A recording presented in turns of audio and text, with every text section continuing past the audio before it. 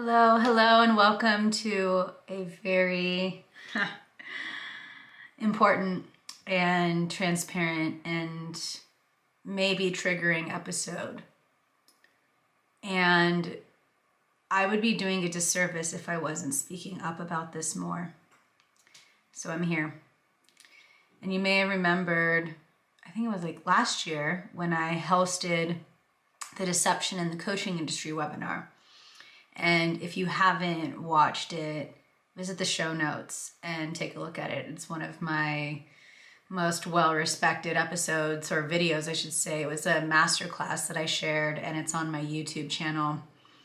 And it's time to go deeper because, like I said, this conversation isn't shared enough. And you're going to be hearing more about this in the upcoming episodes of the podcast as well. But it's time to talk about how the false light infiltrated the coaching industry. I've been a coach since 2013. I got my certification to be a life coach and a business coach. And I was just starting on my spiritual path then. I just got back from traveling Thailand, working with my first mushroom ceremony, which was traumatic in itself. Still navigating through being struck by lightning and a difficult LSD trip. And I just was a sponge, absorbing everything and anything I could to get on the quote-unquote right path. Unfortunately, I became victimized of the false light teachings and the energy, as I shared on my Instagram when I talked about my journey of spiritual embodiment and sovereign embodiment. I've felt for the deceit of the wolf in sheep's clothing. And this, unfortunately, is the trend of what's been going on in the coaching industry.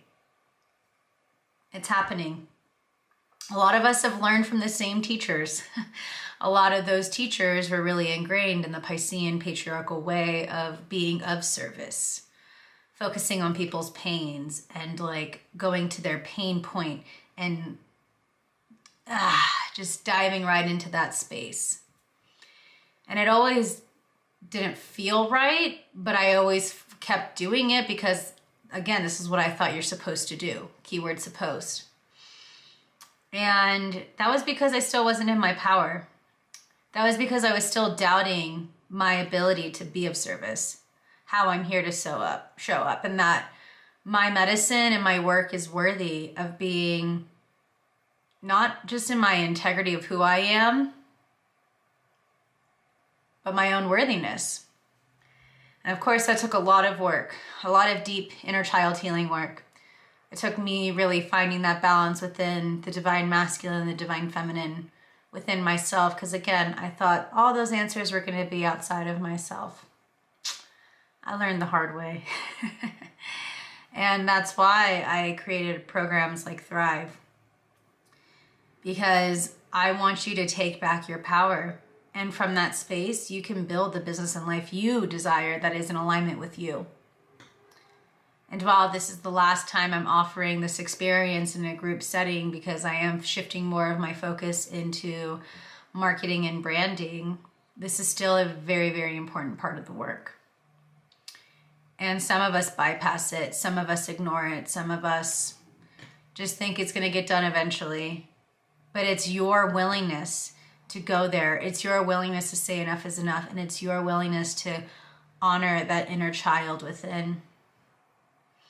Because the false light in the coaching industry has preyed on those who are desperate to get out of the hell they're living. And there's like that one quote, like I think David Bowie said it, like people who follow religion, I'm just butchering it, like they're afraid of hell and they have a fear of hell when people who practice spirituality have already been there. Let me tell you, I've lived in hell since I was a little girl with extreme trauma. And so when the time came for me to be mad at God, and when the time came for me to think all of my shit was outside of me. Of course, I went on the spiritual path. As I talked about in the new Bridging the Gap on the New Age Jesus movement, there's a lot of that connection with Yeshua I still resonate and reign true with, but do I follow all of the dogma of the religious upbringing? No, it really fucked me up for a long time. And there's a lot of dogma in the spiritual community too, you know, like the whole good vibes only and the love and light. And when you have those wounds that are unprocessed, that those holes in your auric field, that's where the deception and the dark forces enter. We've all heard the term energy vampires, and it's for damn sure happening in the coaching industry as well. People can be really good at having really beautiful feeds on Instagram, really great photo shoots. But when you meet them in person, sometimes they're not in integrity with who they are on camera, on your Instagram, when you're scrolling, and who they are in person. And I learned that the hard way as well. And you're going to be reading all about this in my upcoming book, Alignment is the True Hustle. Because finding that work within is about finding that alignment and finding who you are. That takes work, because there's so many levels and layers to shed, programs to dismantle, conditions to be released from, and to restructure. And these are the things that we have to understand. Like, building your business is a spiritual journey in itself, because all of that shit is going to be coming up to the surface, especially when you choose to build a business that has a value of integrity, of authenticity, of genuine connection with your audience. And, you know, the false light in the coaching industry has a really good way of deceiving people, where, you know, this is the way out of suffering. And what happens in that space is that many of them can be interwoven with a lot of healing loops and consciousness traps. I've been there. When I was a devotee to A Course in Miracles, I'd go on that 365-day cycle, and then I'd begin again. It's like literally the definition of a loop. And burning that book was probably one of the most liberating and challenging experiences of my life. And then seeing people I love in the spiritual community still talk about it, it breaks my heart. But that was manipulation of mind-controlled spiritual texts that a lot of people, you know, believed in. And that was tough, you know, and I was supposed to, you know, believe that evil doesn't exist. Of course, evil will tell you that it doesn't exist and will disguise itself. And that's part of the challenge with like the love and light movement and like the good vibes only. The past weeks have been some of the most challenging days I've experienced in years, let alone the past 4 or 5 days here. I've been crying, not even crying, like ugly Kim K, bawling, crying every day, purging out the last of the bullshit from my nervous system, which stores all the trauma. Feeling like, oh my gosh, when is all this bullshit going to end? Having that, my soul just be tired. But I'm also know I'm clearing out, I'm shedding, and I'm making space for what's coming in, especially as I shift my business and the work and how I show up. And the biggest thing I've had to shed is being mad at God. And a lot of the spiritual coaching industry has shamed the word God. But it's really awesome to see how many people are rising up and reclaiming that power and having their own relationship with God. In Kundalini Yoga, we talk about God being broken down as the generator, the organizer, the deliverer, or the destroyer, right? That's what it is. And I know, like me, my situation, and I know probably a lot of other people as well, a lot of people carried severe trauma around God from that religious upbringing and dogma. Growing up in Catholic school, it literally held me from like being in my full sensual, sexual expression. It held me from fear of things outside of me, of the judgment, of the everything and anything you can do that manipulated me. And when I was on that dark path, especially after I got struck by lightning, it was like I had like a vendetta against God. I was, even actually before I got struck by lightning, it was that summer between I had my difficult LSD trip and when I got struck by God. There was a huge vendetta, and I just kept blaming God for all of this, especially for all the shit I went through in childhood, when I know that made me stronger. And that's what we have to remember, is like what we've gone through. There's such a grit and a wisdom and strength, and more than that, we build compassion for those we'll meet along the way. And the challenge with that is being human. We have an array of emotions. Being human, we will experience highs and lows. And from those lows, once we get through it, we'll have a deeper sense of gratitude. And again, that compassion to be able to share with other people. And so when the coaching industry promotes love and light and good vibes only, you're gaslighting people when they have shitty days. That obviously something's wrong with you if you're having a really bad day or a couple bad days. It's not fun. When you're in those lows, you need support. And if you're supposed to be giving, you're going to these coaches or spaces and teachings or whatever for that support, and it's just like bashing you even further, how is that going to bring you growth? How is that going to help you get through the other side? It's not.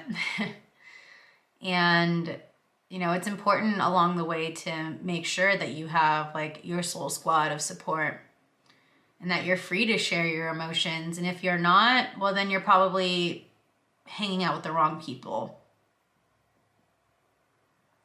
There's still a lot of judgment in the coaching industry through vanity metrics and people's feeds and follower counts and all the bullshit that doesn't really matter. And we are craving more integrity in this industry. And that integrity will be experienced when you allow yourself to be integrous to how you're feeling, to what you're navigating through, to what lights you up, what's inspiring you to be the change, to make the change, and to show other people how they can change too. These are the things that we need to have as our non-negotiables when we look out and reach out to leaders in this industry. Who's actually walking the talk? Who's actually embodied in their truth? Who's out there unapologetically being transparent with their emotions, what they're feeling, their journey? And talking about the challenging things and sharing the growth and the wisdom, the experience, and how it inspired them to help other people too. How can we focus more on the passion and honoring the greater vision and the mission as to why we're here? Those are the people we need to support, because those are the people that will support you. And right now there's a lot of discernment that needs to be experienced in this industry, because everyone's out of the woodwork coming out to be a coach. Great. But what's your overall intention for doing it? How are you choosing to show up and be of service? Why are you answering the call? What's that greater vision and that mission of yours? And that needs to be the driving force, especially when the going gets tough. What I've learned is that, when I invested in a lot of programs, and I also burned a lot of that course material too, when I burned my Course in Miracles, it was challenging because I saw that it was like there was like a it insisted, a lot of the coaching industry has insisted that there's a cookie cutter approach to success. You need to do this, to do this, to do this. And that's the only way, right? That's the headline and the overall theme that's been running rampant for far too long. And there are no answers outside of you. Of course, you can invest in coaches and programs for that support, but a lot of these coaches are helping you remember who you are. Those are the good ones. The ones that remind you that you have all the answers within you. That the only thing that's stopping you from actualizing or getting to that are the blocks and the stories and the limiting beliefs that you're still carrying. Where the self-doubt is still running rampant. And guess what? There will be triggers every time you accelerate and move up. Every time you bless yourself up, you bless up your business, there will be tests along the way. But you've got it. And of course you can reach out for support. But this is about you being devoted to your mission. This is about you being devoted to your greater purpose and vision and mission. This is about you remembering and honoring the lives of who you're here to serve. And when the going gets tough, you know how to take care of you, fill your cup, and ask for that support. You can lean on God. You can call your soul squad. You can become embodied through dance, through movement, through creative expression. That journey to sovereign embodiment is about you getting rid of everything that has told you that you can't be who you truly are and that you had to be this way in order to be successful. There's no fun to that. You're building a business because you're wanting liberation, you're wanting freedom, and you want to create a life and a business based on your terms.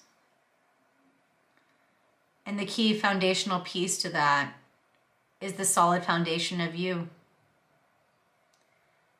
And so to be offering Thrive one last time in a group setting, it's very bittersweet because that's what we cover. It's about coming home to you and embodying who you are and sharing from that space of overflow. It's about listening to that inner child within, understanding what traumas, triggers, and wounds have been ignored, and finally giving them what they need. And we do deep work. You know me, if you're listening to this podcast, you know I don't do basic bitch work. It doesn't serve anyone. And I think that's what a lot of the coaching industry really, the block that I got from that, from especially in the beginning, was like being afraid to step into my full power, really getting out of my own way and doing things based off of what feels in alignment and in integrity with myself. Because the people out there, people who are, colleagues, we've all had our own journeys. We've all had our own lessons, our own trials. And we need to start sharing our story and our journey. Think about it. Back when, before the world of crazy technology and what our ancestors and even, generations before, long time, it was through storytelling. That's how we connected with one another. And you're worthy of sharing your story. And you have to feel safe to share that story. And that's why doing that inner child work is non-negotiable. That's why getting to the depth of the core of the pain, to learn how to protect your energy as you show up as a sacred disruptor, are non-negotiables. So how do we break free from the false light? We embody our true light. because then no one or nothing outside of you can steer you away because you are empowered. You're showing up as you are, where nothing and no one can steer you off course because you're so unfuckwithable. So I encourage you to just take time to really reflect on the people you follow on social media, the programs you've invested in, and what was the why behind it? Were you investing out of scarcity? Are you following them out of a comparison paralysis because, you're shaming yourself for not having that life? What's the energy you get from the people you follow? And start honoring your energy a lot better. When you're investing in programs, ask yourself, why am I doing this? How do I see this experience giving me the opportunity to become better, to do better, to be better? These are the things that we need to start addressing and honoring and being more intentional as to who we follow, who we get support from, who's inspiring us to be the better version and the best version of who we are. And so if you're ready to be embodied in your sovereignty, if you're ready to share from your truth and really cultivate a foundation that's in alignment with who you are, I invite you to join me in this last round of Thrive. The doors are closing on Sunday, the 31st of January, and it's an 8-week journey, and we will have 2 bonus group coaching calls on Saturdays. So we're going to have it on the 13th of February, and we'll have it on the 20th of March. So the day of Mercury coming out, almost coming out, right? We're in the week before, so we'll be doing this experience during Mercury retrograde, and then we'll be doing it again in the middle of March, so around the solstice. And I want you to shine your light. This is why I want you to show up, and this is why I'm very excited to embark on this round of Thrive. You'll already have the 8 weeks of pre-recorded content that you can honor and jump through and experience and integrate. You'll have access to the Thrive Hive, our private community inside the Sovereign Society group. And even with this episode, I invite you all to share inside the Sovereign Society community what this episode has meant to you. And I would love to support you and share, any nuggets of wisdom I can to help you become embodied in your truth. And that's why I started this podcast almost 5 years ago. I want you in your power. I want you to show up feeling worthy. I want you to be ready to be of service, to share your gifts, and to unleash your medicine with the world.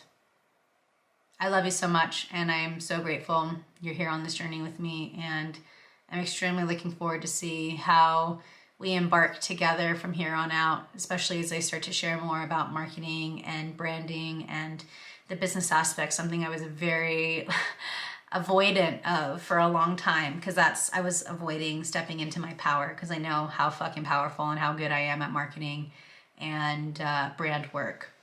It's been my wheelhouse for over 14 years, and now it's time for me to share that with conviction and to really show up and step up and embody the next level of myself. And so I'm excited to be sharing that with you.